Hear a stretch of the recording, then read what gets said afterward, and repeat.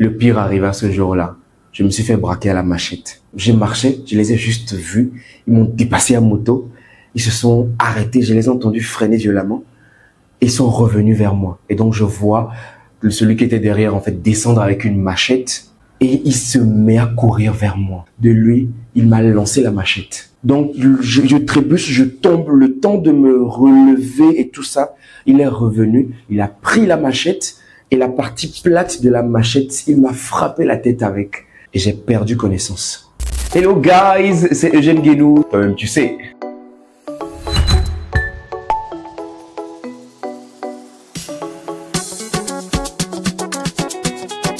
J'ai toujours aimé faire ça, j'ai toujours aimé apprécier voir les gens à la télé. Et pour ceux et celles qui peuvent s'en rappeler, à Nous la planète, les dimanches sur la TVT.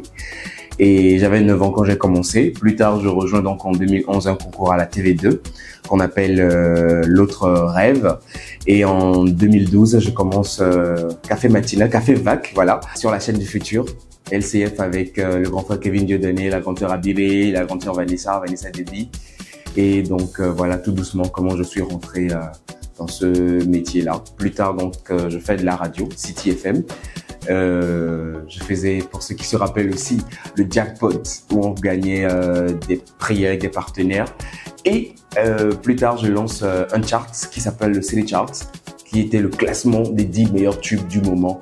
Et on le faisait chaque semaine. C'était vraiment fun, c'était vraiment bien.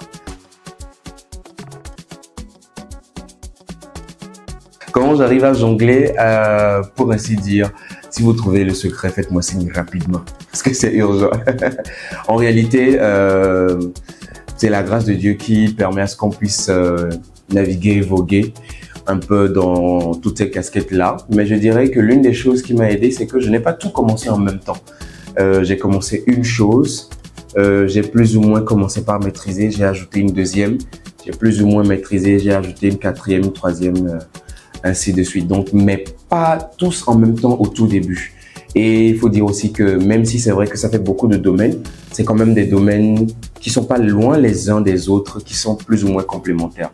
Donc, on essaie encore. Mais je suis toujours à la recherche de la formule magique.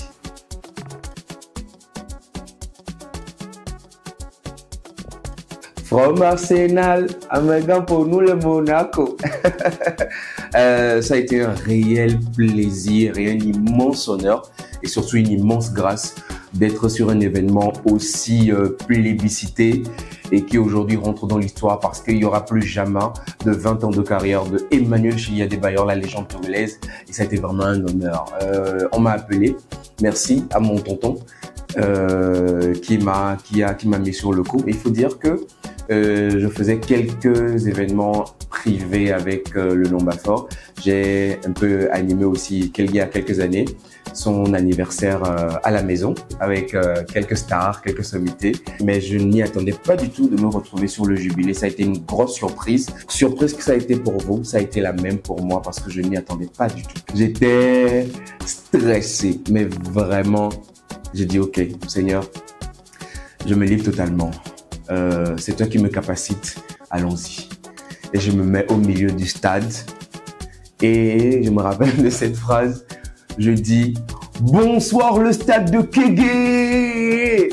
Et tout le stade était en émulation, tout le stade était en folie, tout le monde criait « Est-ce que ça va ?» Et tout le monde répond, mais d'un cri, et c'est ça vraiment qui me requinque, qui me galvanise pour la suite.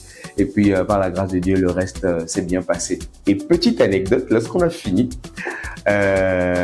quand les joueurs sortaient, l'international Samuel Eto'o-Fils qui s'approche et qui me serre la main et qui me dit « Vous avez une très belle voix ».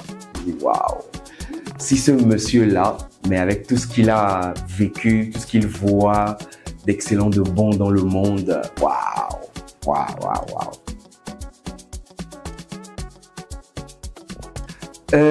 Miss Togo aussi, voilà aussi une grosse surprise. Je dirais que tout ceci est la résultante d'un mouvement commun entre plusieurs personnes et plusieurs acteurs notamment le président du comité national Miss Togo, M. Gaspard Baka, qui je dis bonjour et que je remercie encore énormément, à mon grand frère Patrick Aminda, de certaines personnes clés, de près ou de loin, du comité en fait, d'une volonté de pouvoir donner une chance aussi à certaines personnes qui ont du talent et qui s'essayent et qui veulent justement des plateformes d'expression pour pouvoir s'améliorer.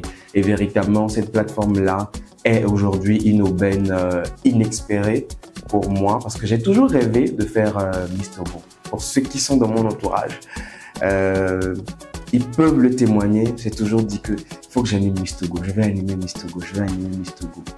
Et le travail et surtout la grâce a fait le reste, touchant qui de droit. Et me voilà aujourd'hui. Donc comme j'ai dit avant que je vais animer Miss Togo, et puis j'anime là. Je dis en même temps que je vais animer la CAN.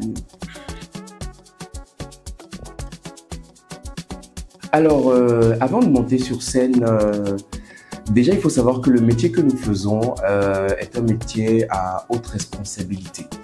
Vous avez la réussite, vous avez la lourde charge d'avoir la réussite de l'événement sur vos petites épaules.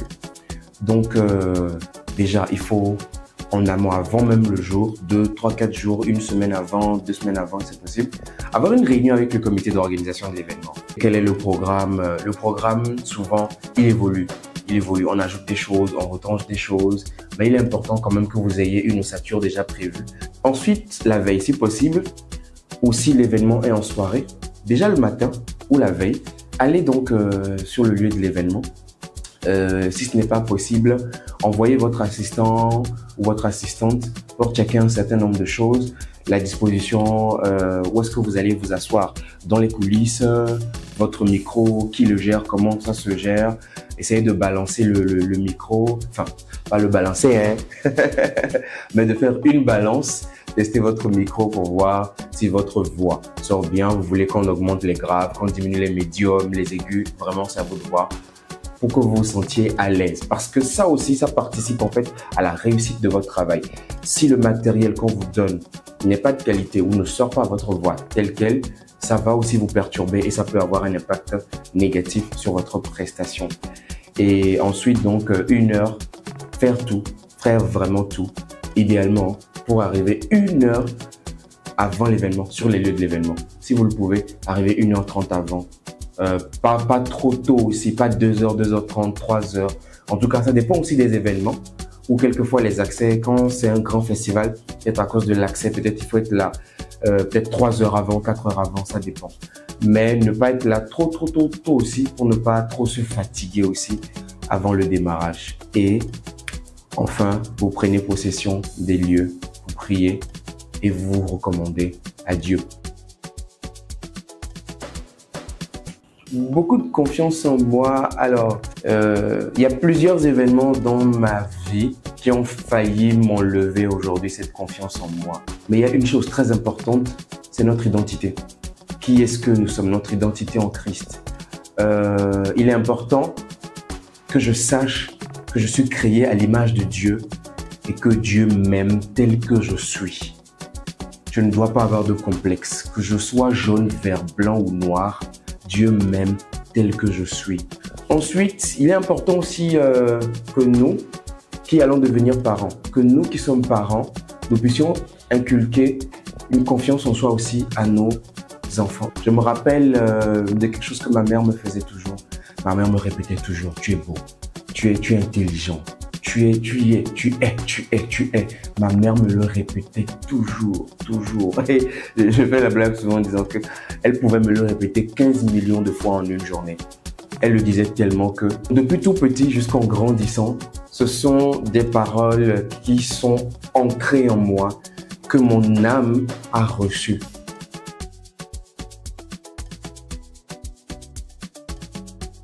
Alors que ça fait plaisir d'être pris pour modèle, d'être pris pour personne ressource, on veut te ressembler.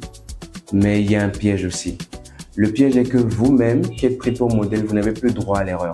C'est-à-dire qu'à partir de ce moment où vous inspirez des personnes, vous inspirez des générations, tout ce que vous dites en public, tout ce que vous faites est passé au peigne fin et on pourrait même prêter certaines connotations auxquelles vous n'avez même pas pensé. Donc ça met une double pression sur le profil lui-même.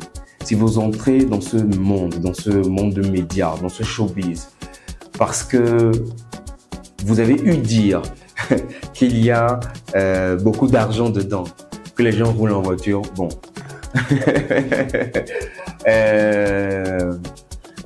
Y a un grand frère qui dit « Adwa Fianya ». Assurez-vous d'aimer ce métier parce que déjà pour apprendre, ça va être compliqué. On va vous marcher dessus. On va vous tirer les balles dans les pieds. On va vous mettre les bâtons dans les roues. Le public, quelquefois, pour lequel vous saignez pour faire plaisir, ce public-là sera encore celui-là qui va vous tirer dessus. Tout ça, là, vous devez être prêt à supporter ça.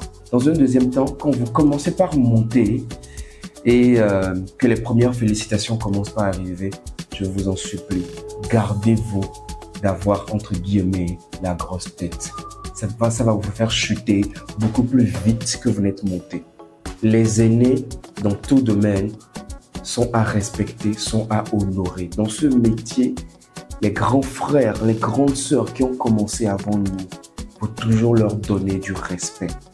Le grand frère Patrick Amanda, Kevin Dieudonné, la grande sœur Diana Bodo, la grande sœur Océane, la grande sœur Aisha Levinson, mais la grande sœur Vanessa Debi, la grande sœur Abidé. Ils et elles sont nombreux et nombreuses dans ce domaine-là. Approchez-vous humblement de ces personnes-là pour avoir des conseils pour pouvoir évoluer. Pour si on remonte encore, il y a certains qui n'ont pas connu l'époque Tonton Jamel. Il y a certains qui n'ont pas connu l'époque Eugène Atigan. Il y a certains qui n'ont pas connu l'époque Jocelyn Abbé. Attention, respectez les aînés, c'est très important.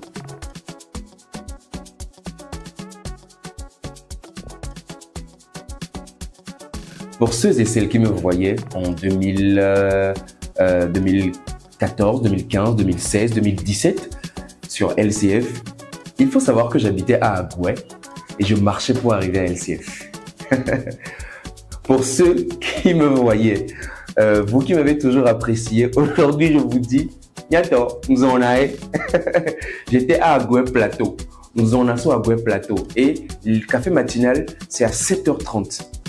Nous en avons à Agoué Plateau. Je quittais la maison vers 2h, 3h du matin. Nous en avons à Agoué Plateau, Vana Forever. On est à café matinal matin.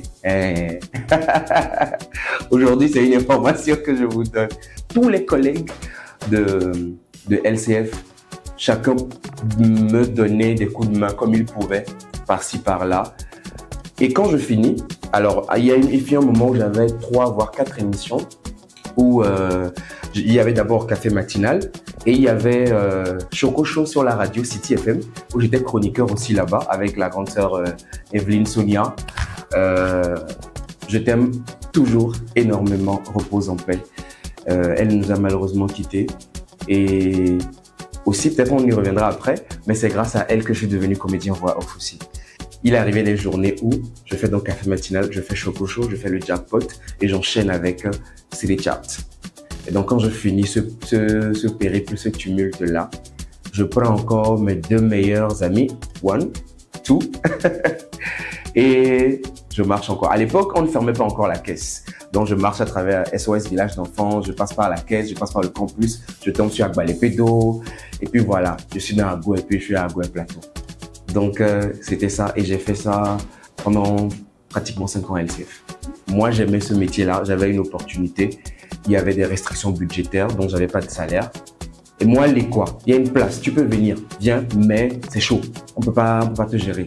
De temps en temps si on peut on va te donner des coups de main. Mais qu'est-ce que tu fais? Tu aimes le truc, qu'est-ce que tu fais? J'ai commencé à chercher des petits boulots de gauche à droite. Et j'ai finalement trouvé du travail dans un restaurant qui s'appelait le KFC. Ce n'était pas le Kentucky Fried Chicken, mais c'était le Kennedy Fried Chicken. Et donc, je commence là-bas en tant que serveur. Et mon salaire donc, était de 35 000 francs CFA à la fin du jour. Et j'étais très content de ce salaire-là, 35 000 francs. Et donc, mais tellement j'étais dynamique, j'allais et tout, je venais. Donc, je suis passé caissier. Et quand je suis passé caissier, on a commencé à me payer 40 000 francs. Mais je dis, ça ne m'avantage pas parce que quand j'étais serveur, il y avait les pourboires. Je profitais de beaucoup de pourboires. Donc, j'ai dit non, que je garde. Je garde. Mais donc, je venais à la caisse et dès qu'il y avait du monde et tout, je descendais faire le service. Et donc, petite anecdote aussi par rapport à ça. Un soir, il y a la star, notre star, Sika Villores, qui arrive avec Bonzi tache noire et James tache noire. Donc, les trois plutôt arrivent et le restaurant était bondé ce soir-là. Donc, moi, j'étais à la caisse. Donc, je les ai vus, mais ils n'arrivaient pas à trouver de la place et tout. Donc, moi, je suis descendu de la caisse rapidement et je suis allé leur improviser rapidement une place. Et il y avait Sika Villores. Et il faut savoir que le matin, j'étais dans Café Matinal le matin. J'ai fait ma rubrique à Café Matinal le matin. Et donc, on avait reçu Sika Villores. Donc, elle m'avait vu là-bas. Elle me voit le soir. Elle me regarde. Donc, j'ai su qu'elle hésitait. Et elle me dit, oh, c'est Jessie la fille d'Allo. Et je rigole, lui dis, oui, et quand ça mis Dogo, matin, elle s'est fait nier qui est au rubrique. Ya! Et non, tu allais au Saint-Ounto, vous la connaissez. Elle me dit, tu allais au Saint-Ounto, ni voir les vodéa, oh, la Douganto, la Poganto. Donc, on en a télé matin, on en a restaurant soir là. Elle me dit, d'accord, tu es là, elle dit non, que vraiment elle est trop contente. Et donc, le jour là, il y avait assez de monde. Ils se disaient que s'ils passaient commande pour de la nourriture, ça allait prendre du temps avant qu'ils ne soient servis. Donc, ils ont juste pris un cocktail par-ci par-là et puis ils sont partis. Et je me rappelle, c'était en 2016, Sika Villores m'a donné donc un billet de 10 000 et leur facture faisait à peine 2 000 francs parce qu'ils ont pris. Elle m'a donné un billet de 10 000 et elle dit, Tchalé, les potias, Tchalé, ne lâche rien, tu vas réussir, ça va aller, ne lâche rien. Donc, grande sœur Sika Villores. Hi, big up, merci. Donc, pour en venir au fait rapidement sur cette anecdote-là, où je peux en rigoler aujourd'hui. Donc, je faisais beaucoup d'économies. Et comme je marchais, je faisais beaucoup d'économies. Il fallait continuellement s'acheter de nouveaux vêtements. Et moi, ma garde-robe, c'était Djanawe. Je lui ai dit, matin, chape, tu es là-bas, tu te jettes bien. Et donc, je finissais le restaurant. Il faut savoir que le restaurant était à Niékonakwe, à côté de l'ancien 907. Et un soir, donc, je marche par là. Donc, pour ne pas être trop fatigué, en fait, quelquefois, quand je finissais au restaurant, j'allais dormir à LCF. J'allais rester là-bas pour être prêt immédiatement le matin, pour être au taquet. Pour les jours où j'étais de service au restaurant. Et donc, un soir, tranquillement comme ça, je marche donc de Niékonakwe et j'arrive donc au niveau de Foreva. Et le pire arriva ce jour-là. Je me suis fait braquer à la machette. J'ai marché, je les ai juste vus. Ils m'ont dépassé à moto. Ils se sont arrêtés, je les ai entendus freiner violemment. Ils sont revenus vers moi. Et donc, je vois celui qui était derrière, en fait, descendre avec une machette. Et il se met à courir vers moi. Mais je ne sais même pas à quel moment. En fait, aujourd'hui, on peut en rigoler. Mais ce soir-là, ce n'est pas moi, ce n'est pas mon cerveau qui a donné l'ordre à mes jambes de courir, je vous promets. Mes jambes se sont mises à courir tout seul. Mais c'était terrible le jour-là. J'ai couru et tenez-vous bien, mais c'est là qu'on se rend compte de l'immense grâce qu'on a chaque jour de se réveiller, d'avoir le souffle de vie, de toutes les choses bizarres qui peuvent nous arriver, mais que Dieu nous garde. J'ai vu qu'il y avait une institution, je me suis dit qu'il y aurait des agents de sécurité là-bas. Donc je courais pour aller vers là. Et comme il a vu que j'étais en train de m'éloigner de lui, il m'a lancé la machette. Mais à quel moment et par quel miracle, par quelle main puissante, on te lance une machette et c'est la partie de la machette qu'on tient là, la partie en bois là. Mais par quel miracle est-ce que c'est cette partie-là qui te touche?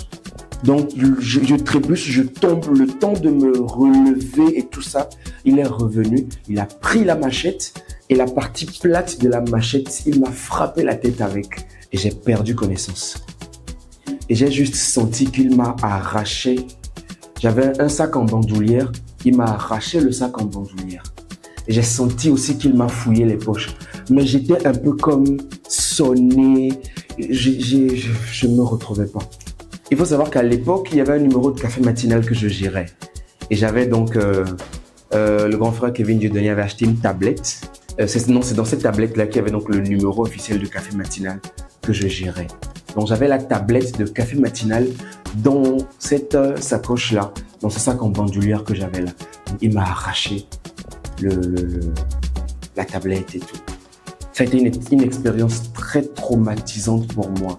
J'aurais pu perdre la vie ce soir-là, mais le Seigneur avait un plan trop formidable pour la suite de ma vie.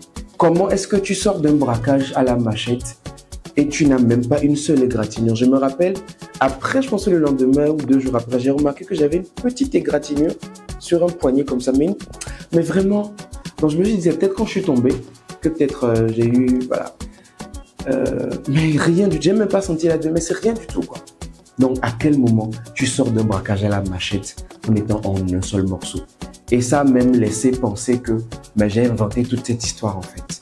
Donc pour tous ceux et celles qui se battent seuls dans un coin, qui rencontrent des péripéties parce qu'ils se battent, mais si vous continuez d'être en vie, c'est parce qu'il y a un plan merveilleux sur votre vie. Et ça, j'en suis convaincu.